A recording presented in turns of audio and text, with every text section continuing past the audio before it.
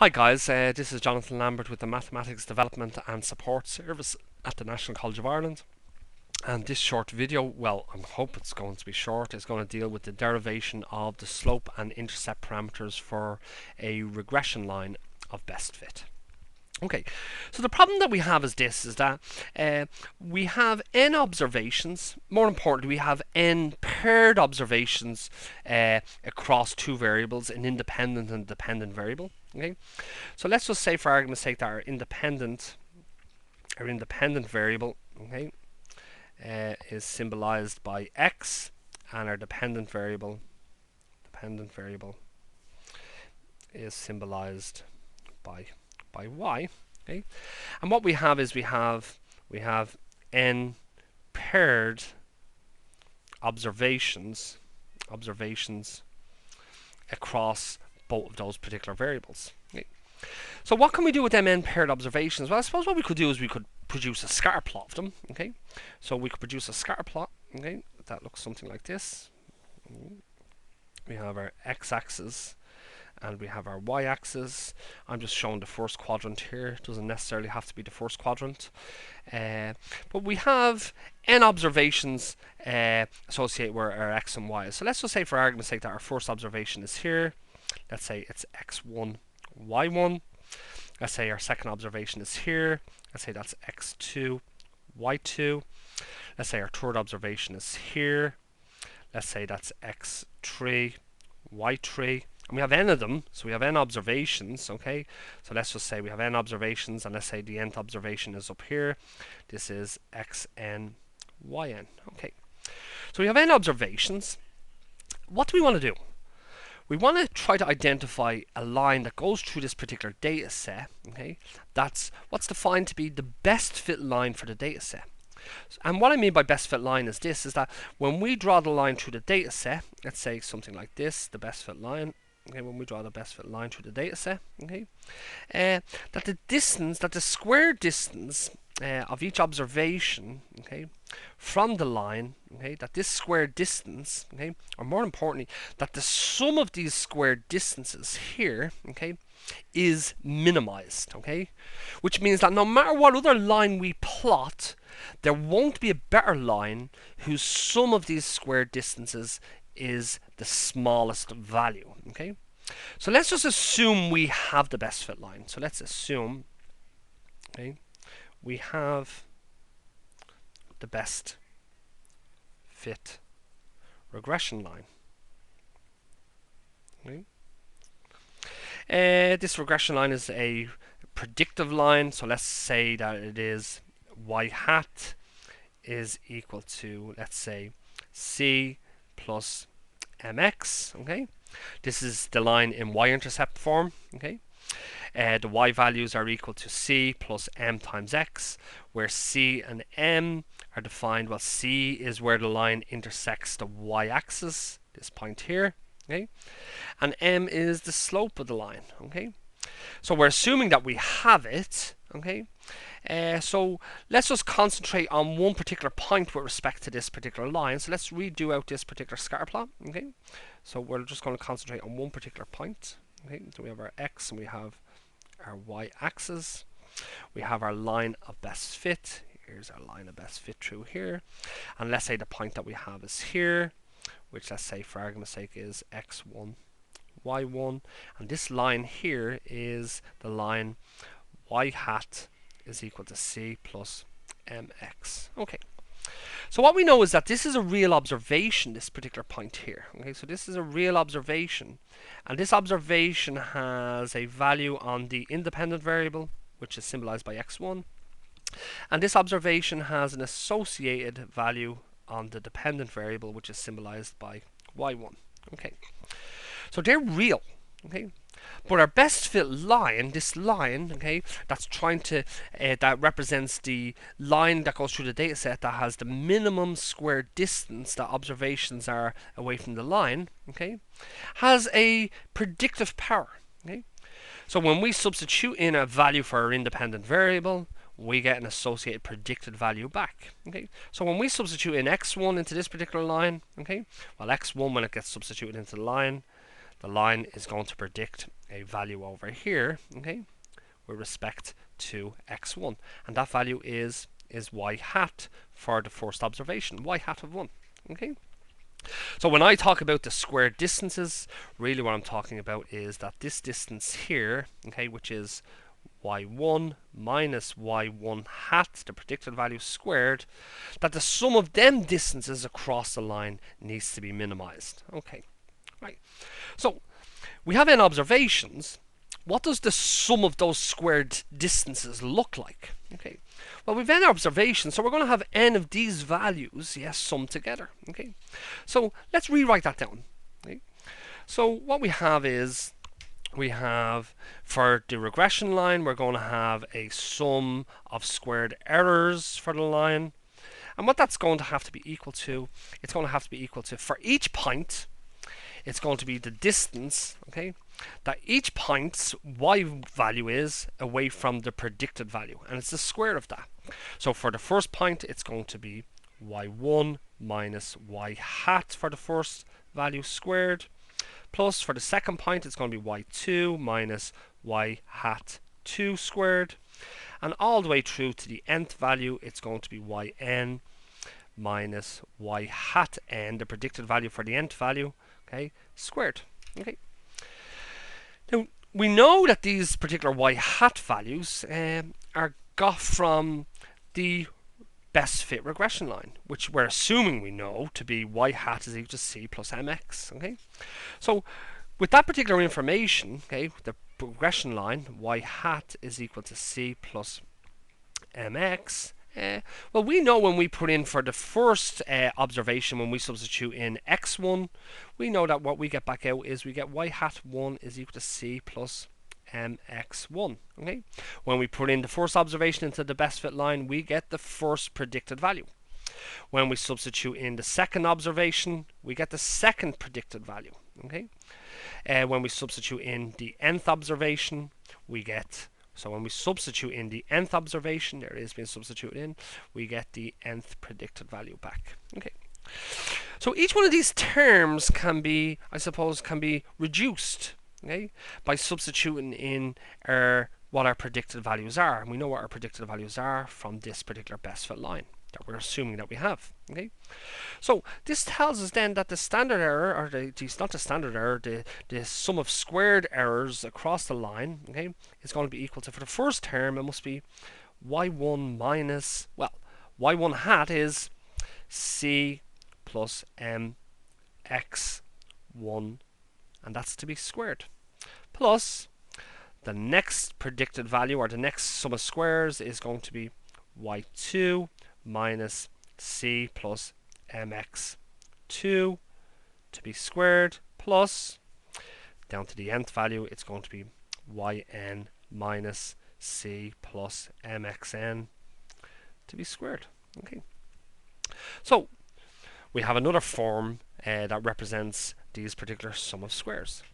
So why don't we take these terms here which are squared, and let's just do a little bit of algebra on them. Let's just expand them out a little bit. Okay, so we end up with the sum of squares for the error across the line is going to be equal to, the first term is, it's going to be, so it's going to be y1 minus c plus mx1, okay, times itself, which is y1 minus c plus mx1, plus the second term squared is going to be y2 minus c plus mx2 times y2 minus c plus mx2, okay, plus all the way through to the nth term, it's going to be yn minus c plus mxn times itself, which is yn minus c plus mxn. Okay, so what we're doing is small bit of algebra, step by step. Okay, so why don't we now multiply out these particular brackets? Okay, so this sum of squares of the error across the line, okay, is going to be equal to, well, ignore everything else here and just assume, or just consider this particular product here. It's going to be the first term times the first term, that's y1 times y1. It's going to be y1 times minus c times c plus mx1. it's going to be minus c plus mx1 times y1, and it's going to be minus times minus gives us a plus, and it's going to be cmx1 times cmx1. Okay. So when we do that, it's y1 times y1 gives us y1 squared. Okay. We have y1 times minus c plus mx1 gives us a minus y1 times c plus mx1. And then we have a minus c plus mx1 times y1. So we actually have two of them. So we end up with minus 2 y1 times c plus mx1. Okay? And then finally we have a minus times minus gives us a plus. We have this term to be squared, which is a c plus mx1 times a c plus mx1 plus, okay, so that's our first term here expanded, plus the second term expanded is going to be the same as this term here, except that the identifier is going to change to be the second point. So instead of subscript 1s, we're going to have subscripts 2s. So this becomes y2 squared minus 2y2 times c plus mx2 plus c plus mx2 times c plus mx2, and that's going to be the second term nearly expanded all the way through to the nth term. So we're going to have, in this situation here, we're going to have a y of n squared minus 2y of n times c plus mx of n, okay, plus we're going to have c plus mx of n times c plus mx of n, and that's our nth term done. Okay, nearly there. Why don't we just now expand out these particular products? Okay, so let's just move this up here. Okay, so let's try to expand out our products. So our sum of squares for our line, okay, we'll just move that up there. Our sum of squares for our line is going to be the sum of squares for the error line is going to be equal to, okay, this term here is, it's going to be y1 squared minus 2y1 times c. Then it's this term, minus times a plus gives us a minus 2y1 times mx1. Let's just group the x1s and the y1s together. So that's 2x1 y1m. So it's minus 2x1 y1m. Okay. So that gives us the expansion of this particular product here. Plus, well, what we're going to have now is we're going to have, it's c times c gives us a c squared. It's going to be c times mx1 is, well, once again, let's group the observation. So it's going to be c times mx1. And then here we have another mx1 times c. So we have two of them. So that's going to be plus 2, let's say, x1 mc. Okay. And then we have an mx1 times an mx1 gives us a plus. That's going to be a m squared x1, or an x1 m squared. Let's say it's an m1 x, it's an x1 squared. There we go. Okay, so that's this term here done. And we're going to do the same with the next term. Okay, so when we continue in that particular fashion, okay, what we're going to have is this becomes, it's going to be y2 squared minus 2y2c minus 2x2 y2m plus c squared plus 2x2 mc, and let's just move this around, so this is going to be plus, let's say it's going to be an x2 squared and m squared. Okay, and we're going to do this all the way through to the nth term. So this becomes yn squared minus 2ync minus 2xn ynm plus c squared plus 2xnmc plus xn squared m squared. Okay, so hopefully we can see what's happening here. This is just a summation, an overall large summation of individual terms. Okay, but let's regroup them. Okay, because these are all added together, it's this plus this plus this plus this plus this plus this plus this plus this and so on. It'd be the same as me just adding all of these together, then adding these together, and these and these and these and these and so on. So actually this becomes now the sum of squares of the error across the line is equal to, well, we've got n of these terms to be added together. So we have, it's going to be a y1 squared plus a y2 squared plus a yn squared. Okay, that's these done. Oh, look at these terms here. Well, there's a common thing across them. There's a 2c or a minus 2c. So there's a minus 2c times each one of the y values, and it's a summation of them. So this becomes a minus 2c times a y1 plus a y2 plus all the way through to a yn. Okay. Look at all these terms here. What's common? There's a 2m common in everything. Well, there's a minus 2m common in everything. So let's take that out. So this becomes minus 2m times, well, what we got inside, we have an x1 y1 plus an x2 y2 all the way through to an xn yn. Okay. And then we have this term here. Well, how many of them is there? Well, there's n of these particular terms, so there's n of these c squareds. So this is going to be plus an n c squared. Okay. Then we have a plus here. Well, what we've got here, what's common across these terms here? There's a 2mc common. So it's 2mc times each x observation. So it's going to be plus 2mc times x1 plus x2 plus all the way through to xn. And then finally, what we've got here, well, we have an m squared common all the way down through these terms, and they're times the x observations squared. So this becomes plus an m squared times an x1 squared plus an x2 squared plus an xn squared.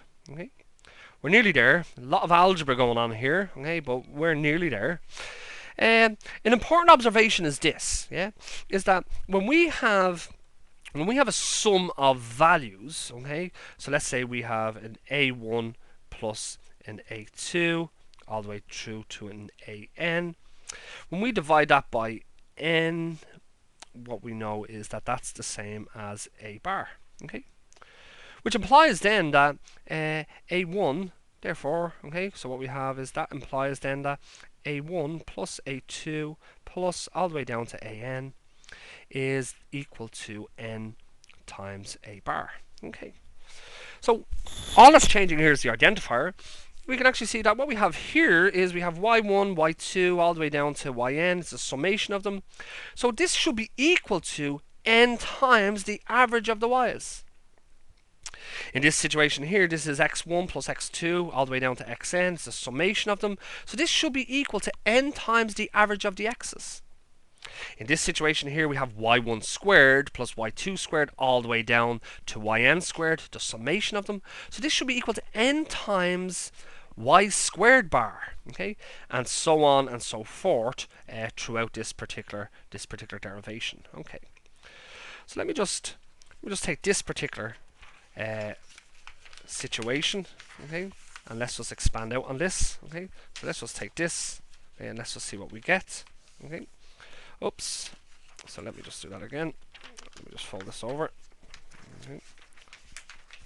So what we have is we have, excuse me, okay, so we have, let's say we have something like this. Okay, that's our summation. Okay, and let me just get rid of that sheet there. Okay, so what we'd like to do now is this is let's substitute in for these summations n times whatever the variable is. Okay, so our sum of squares of the error across the line becomes equal to, well, this here is n times y squared bar, okay, minus 2c times n times y bar minus 2m times, well, this is the summation of the product of the x's times the y's, so it's n times x y bar, okay, plus nc squared plus, well, this is 2mc times n times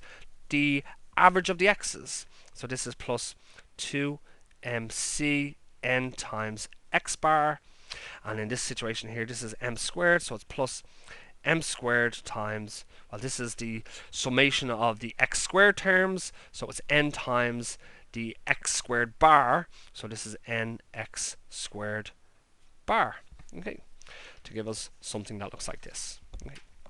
Now, let's just rearrange this so that our unknowns, our slope and our intercepts are the last thing, and what we know are actually the constant terms. So this becomes the sum of squares for the error across the line is equal to, well, that's okay. This is just a constant term, n y squared bar. Let's rearrange this here to be minus 2n y bar c. Let's rearrange this here to be minus 2n x y bar m. That's okay. This is plus n c squared. Let's just rearrange this here to be plus 2n x bar mc, and rearrange this here to be plus n x squared bar m squared. Okay. So this is a better form to work with. Okay. So what do we need to do? We need to ensure that this particular line, okay, or that this particular equation, okay, in two unknowns, in m's and in c's, the slopes and the intercept, that's minimized with respect to these particular values. So what we're going to do is we're going to calculate our partial derivatives. We're going to calculate our partial derivatives, okay. And what we know is when we calculate them partial derivatives, that because they're minimized, they should be equal to 0. Okay, so we're going to calculate our partial derivative of s of e of the line with respect to the m parameter. And we're also going to calculate our partial derivative of s of e of the line with respect to the c parameter. Okay, so what does that look like? So when we do that, okay, we're going to end up with, okay, so what we're going to do is we're just going to differentiate across this system. Okay, we're going to do first, we're going to differentiate with respect to m. So everything else is assumed to be constant except m. Okay, so in this situation here, what we end up with is this partial derivative of the line, okay, with respect to m is going to be equal to, we're going to differentiate this with respect to m. So everything is constant. Well, this is just a constant term. So this is 0. Okay? Everything here is constant. The only thing that's not constant is m, but everything here is not an m, so that's a constant. And you can see here that we have an m here, so the derivative of this, don't forget, minus 2n times x y bar is a constant. So a constant times m, its derivative is simply going to be equal to the constant. So this gives us minus 2n xy bar. Okay? This is a constant term with respect to m. In relation to this here, this is 2n x bar mc. So the 2n x bar c is constant. So this now gives us, I suppose it gives us plus 2n x bar c. And when we differentiate this particular term here, well, the derivative of m squared is 2m. So this is a constant, so it's n x squared bar times 2n. So this gives us plus 2n x squared bar times m. That's our first partial derivative. Okay. Our second partial derivative, delta se of the line, okay, with respect to the intercept, is going to be equal to, okay, once again, that's a constant. Okay. Oh, there we go. There's our c, what we're differentiating with respect to. So it's a constant times c is the same as the constant. So this gives us minus 2n y bar. Okay. That's just a constant term. In this situation here, when we differentiate to c squared, it gives us 2c. N times the 2c gives us plus 2nc. Okay. And when we differentiate this here, we get, well, the derivative of c is just 1 times the constant is 2n x bar m. So this gives us plus 2n x bar m.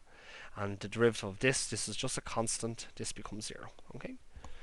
So our two partial derivatives, okay, our two partial derivatives, the partial derivatives, okay, our partial derivatives are delta s of e of the line with respect to m is equal to minus 2n xy bar plus 2n x bar c plus 2n x squareds bar m. Okay, and this needs to be set equal to 0. So setting this equal to 0, we end up with, okay, let's keep the unknowns. Let's keep the m and the c on one side. Okay, so this becomes, well, it becomes, this is being set equal to 0. So let delta se of the line dm equals 0. So well, then what we have is we have minus 2n xy bar plus 2n x bar c plus 2n x squared bar m must be equal to 0. Okay. You can see we have a constant term here. Across each term we have a minus, we have a 2n. Okay, right across. Let's divide across by 2n. So this becomes minus xy bar plus x bar c plus x squared bar m is equal to 0. Or rewriting this, we end up with that this is m x squared bar plus c x bar is equal to minus x y bar. Okay. Let's get into the form of our equation of the line, which is, let's say, mx plus c. Oh, sorry, ignore that. It's mx plus c must be equal to y. Okay. So when we do that, this becomes, let's divide across by x bar. So this becomes m times x squared bar divided by x bar plus c must be equal to, oh sorry, that became a plus when it came across, must be equal to xy bar divided by x bar. Okay, so this looks like this, okay, where a point on the line is x squared bar, y bar, and the y value, when we substitute that in here, what we get back is we get an xy bar divided by an x bar. Okay, that's our first part of this system. The second part is when we set the partial derivative of the line with respect to c, the intercept, when we set that equal to 0, well, this partial derivative is minus 2ny bar plus 2nc plus 2n x bar m. So we have to let that delta of s of e of the line, okay, of c equals 0. Okay. So when we set this equal to 0, we end up with minus 2ny bar plus 2nc plus 2nx bar m equals 0. Dividing across by the 2n, this gives us minus y bar plus c plus x bar m is equal to 0. Putting it in this form here, this becomes mx bar plus c must be equal to y bar. Okay, so now we have two lines that have, I suppose, we've minimized them. Okay, but we have two lines, and what we know is this. So let's just write down our two lines. Our first line, okay, let's say 1 and 2. And what we'd like to do is we'd like to solve for m and c. Okay, once we've solved for m and c, we have a form, or we have an expression that allows us to calculate the slope and allows us to calculate the intercept given a set of values, given a set of n observations. So let's redo this. So our two lines, our first, let me just call our first line, the first line is mx bar plus c is equal to y bar, and our second line is equal to m, it's x squared bar divided by x bar, okay, it's that term here, plus c is equal to an xy bar divided by an x bar. That's our second line. Okay. So what we know is with respect to this line, a point on this line, so a point on this line here must be x bar, y bar, okay, and a point on this line here, okay, must be, well, this point here, it's x squared bar over y bar, sorry, over x bar, and the y component is xy bar over x bar. That's our second point on the line.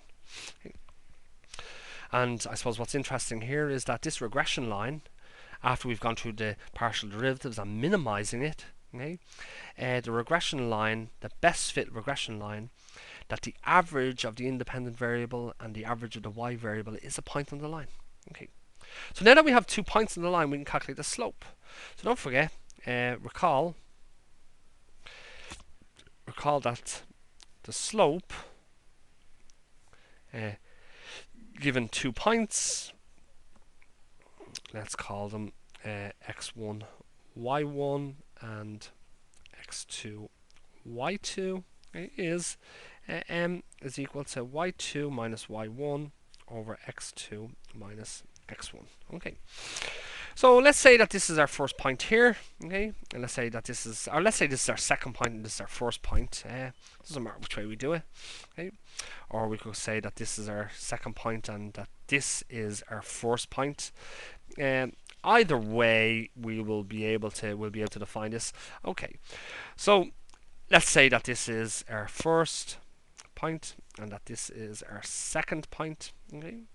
So this is x1, y1, this is x2, y2. So our slope m is going to be y2, which is xy bar divided by x bar minus y1, which is y bar. Okay, and that needs to be divided by x2, which is x squared bar over x bar minus x1, which is x bar.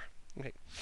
Doesn't look very pretty, but let's multiply the top part by the fraction x bar over 1, okay, and let's multiply the bottom part by the fraction also x bar over 1. Let's say over a, which is effectively 1, which doesn't change it. Okay, so what does this now become? Okay, so this is going to be x bar times this term here gives us an xy bar, and it's going to be minus x bar times y bar, x bar times y bar, and that's to be divided by x bar times this term here. The denominator cancels, so this gives us an x squared bar minus x times x bar gives us an x bar squared. Okay, which is the form of the slope that we're interested in. So this form here, okay, this form, okay, is based, okay, off averages, okay, or means, okay, of our independent and dependent variables. Okay, so this is a good form to have. Okay, so guys, once we have the slope, we can actually calculate what the y-intercept is. Okay, well, the y-intercept, we know that our equation of our line is y is equal to mx. Actually, let's go back here. You actually see in this particular form here, okay, that we could calculate what the y-intercept is. The y-intercept is our c. So from 1 above, we have that mx bar plus c is equal to y bar. Solving for c, this gives us c is equal to y bar minus mx bar, okay, as required. So we can calculate our slope by using this particular form, which is this, we calculate the average of the x's, the average of the y's, the average of the x squareds, and the average of the xy's. Okay, and once we have our slope, we can also then move ahead and we can calculate our y-intercept, which is the y-intercept is equal to the average of the y's minus the slope, which we've going to have calculated, times the average of the x's. Okay. So guys, once again, this is Jonathan Lambert with the Mathematics Development and Support Service at National College of Ireland. I know this was quite a long video, but I hope that this was in some way helpful with respect to trying to understand where these formulas that look quite complicated come from, that are associated with this regression line of best fit. In the next video, what I'm going to do is going to take this particular form of our expression. I'm going to transform it into sigma notation, okay, and then in another video we're going to actually calculate the correlation coefficient, which is how to derive a formula that represents the correlation using sigma notation also. Okay, guys, once again, this is Jonathan Lambert with the Mathematics Development and Support Service at the National College of Ireland, and I hope this video was somewhat helpful, although it was very long. Okay, bye bye.